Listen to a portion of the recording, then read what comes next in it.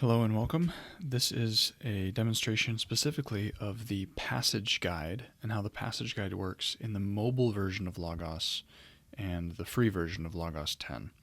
So right now I have the English Standard Version open, and let's say I'm going to do a study on Titus chapter 2. So I go to Titus, navigate there, scroll down until I find Titus. The arrow lets me look at the specific chapters. Tap on Titus chapter 2. And now I'm in Titus 2, and I want to go to Titus 2:11. One of the challenges in Logos is knowing what do I have that actually addresses these verses 11 through 14 specifically.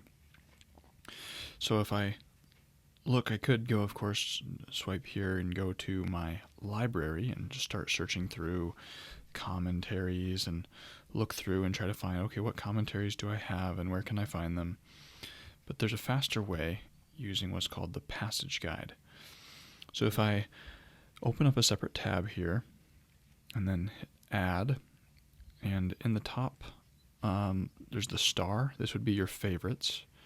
There's the library feature, and then here's where you have your tools, and then the last one's going to be your documents.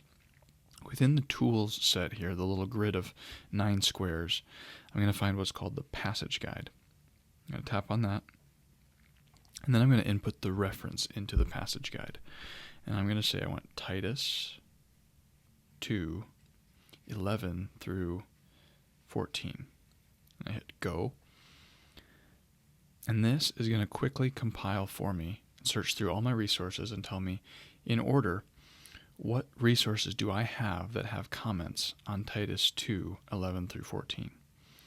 So it has my top commentaries available, my study Bible, some commentaries, and then it also has some key cross-references.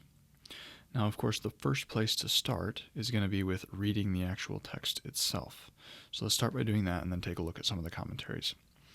So Titus 2:11 through 14, "For the grace of God has appeared, bringing salvation for all people, training us to renounce ungodliness and worldly passions, and to live self-controlled, upright, and godly lives in the present age, waiting for our blessed hope and the appearing of the glory of our great God and Savior Jesus Christ, who gave himself for us to redeem us from all lawlessness and to purify for himself a people for his own possession who are zealous for good works."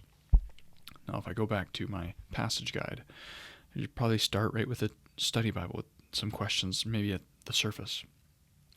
First here I see in 2:11, "Grace of God," a reference to Christ's appearance on earth, including his life, death, and resurrection, which manifested God's grace and made possible salvation.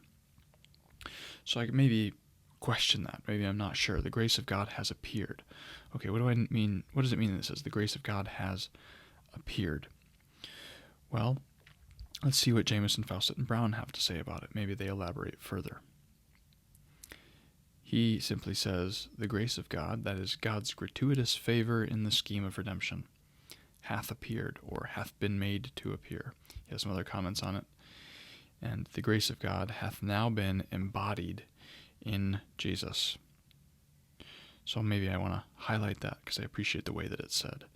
The grace of God hath now been embodied in Jesus, the brightness of the Father's glory, manifested as the Son of righteousness, the Word made flesh.